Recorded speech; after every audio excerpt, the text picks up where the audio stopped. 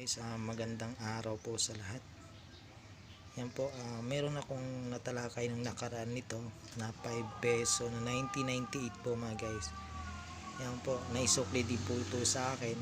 Yan po, tatalakayin po natin ulit dahil nga po marami pa rin nagalok sa akin mga guys na 5 peso 1998 na walang mid-mark. Yung hanapin po natin mga guys, yung merong mid-mark. Yan po, ito po yung naisukli po sa akin mga guys. Yan, 1998 naisukli din po sa akin ito nung nakaraan po. Ito po yung tinalakay po natin. Ito pong 5 peso na to na BSP series 1998, yung hanapin po natin na merong mid-mark. Yan po, yung nag-aalok po dyan na 5 peso na BSP series po, ang hanapin po natin ay merong mid-mark. Dahil nga po sinicheck ko po yung mga comment, yung mga picture po sa comment section, ay talaga po wala akong nakikita na 1998 na merong mid-mark. Ang kadalasan po ay nakikita ko po ay walang mid-mark. Talaga po yung dapat po natin isend yung merong mid-mark po mga guys. Makikita nyo naman po yung coins yung mga guys na merong mid-mark. Dito po yung nakalagay. Yan, dito po yun mga banda.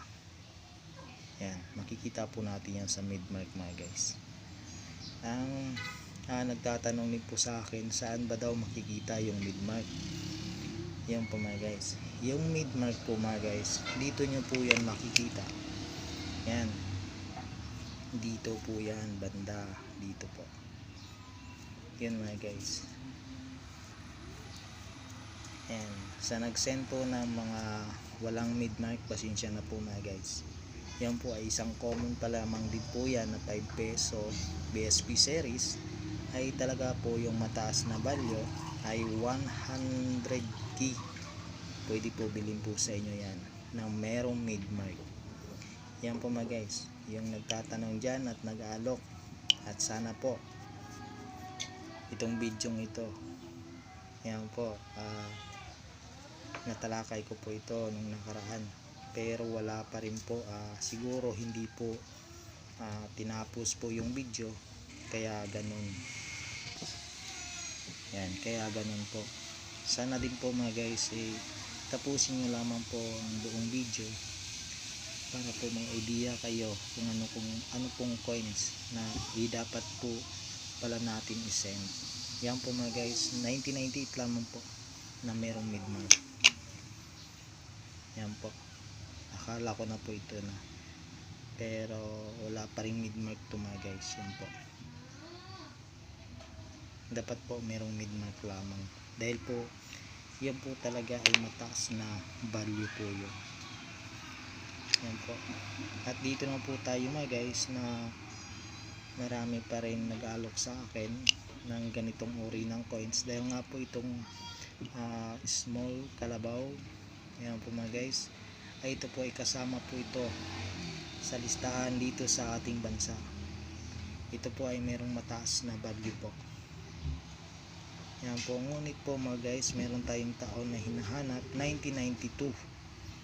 Yan po, ang kadalasan ko po makikita sa comment section ay talaga pong yung coins po mga guys na ay wala na po sa kondisyon. Yan po, dapat po yung uncirculated lamang. Yan po mga guys, ito po is small. Dapat din po mga guys, yung mag-send po kayo ng mga picture ng mga coins nyo sa ating comment section. Ay po mga guys, yung dapat din po uncirculated, yung good condition po, ay tugma din po sa taon. Dahil nga po araw-araw po nag-check po ako ng mga coins na nag-send po sa akin. Yan po mga guys, yan, makikita po natin yung imahe po dito ni Jose Rizal. Yan po, meron pong Republika ng Pilipinas. Mga guys, sana po naintindihan nyo rin. Yan po, kami din po kasi mga coin collector ay talaga po chine-check po namin muna bago po namin binibili yan. Yan po mga guys, hindi naman po basta-basta kami po ay bibili ng mga coins. Yan po, yung binibili po namin ng mga coins ay yun po ay talaga pong mga uncirculated error coins. Yan po mga guys, sana din po naintindihan nyo. At dito lang po tayo mga guys, yan. At marami pa rin nag-aalok sa akin ito. Ngunit po mga guys, yung inaalok nyo po sa akin ay wala na po yun sa kondisyon.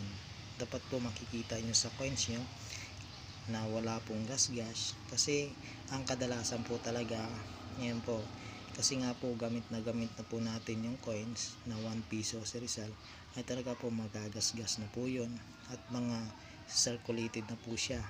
Yan po ay talaga po yung binibili ko po talaga, yung uncirculated po mga guys. Yan, yung uncirculated po nito, napakaganda po ng klase ng coins, good condition po mga guys, dahil nga po pinipili ko po yung mga coins.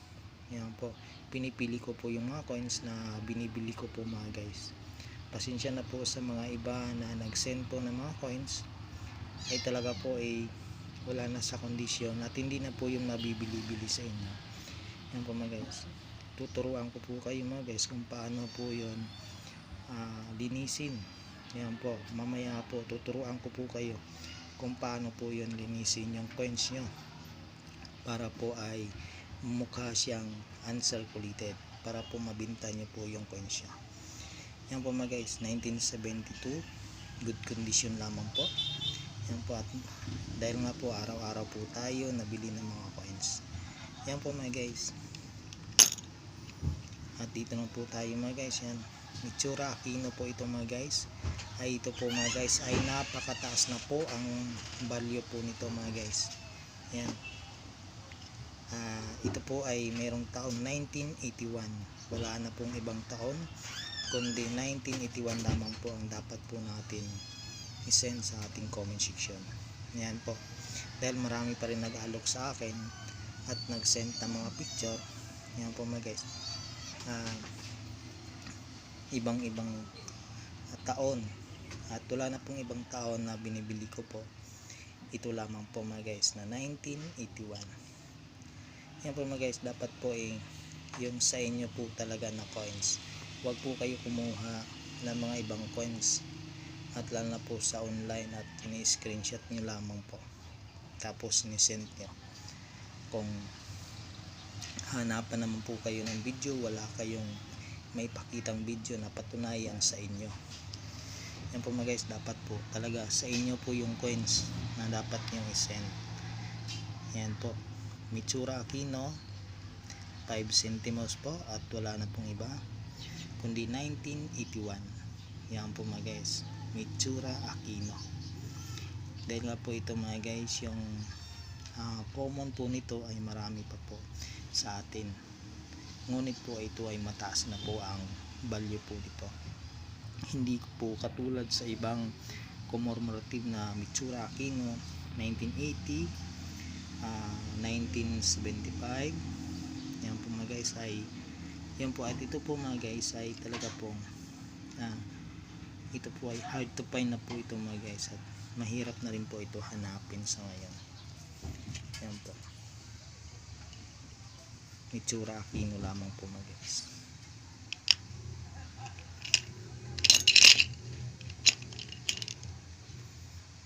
At dito naman po tayo mga guys, yan, Jose Rizal na 1 piso, at makikita po natin sa imahe. At dito naman po ay Republika ng Pilipinas. Yan po mga guys. At ito naman po ay ang bagong lipunan, wala na pong iba, 1982 lamang po. Ito ay proof. Yan po, meron po tayong by rescission po nito na 3 klase, at hanapin po natin proof 3. Yan po, reverse 3. Yan po mga guys, ang kadalasan po natin makikita po sa Jose Rizal ay reverse 1, reverse 2. Ngunit po ito mga guys ay mahirap na po ito hanapin. Yan po mga guys, 1982 lamang po ang inaalok po sa akin mga guys. Yung mga circulated na po, dapat po uncirculated lamang po mga guys. Yan po, sana po ay naintindihan nyo rin, bilang kami ay mga coin collector, dahil kami po ang bumibili. Yan po mga guys, Salamat po sa lahat at sana po mga guys na subaybayan nyo po ito. Yan po, panoorin nyo po ng buo. Salamat po and God bless.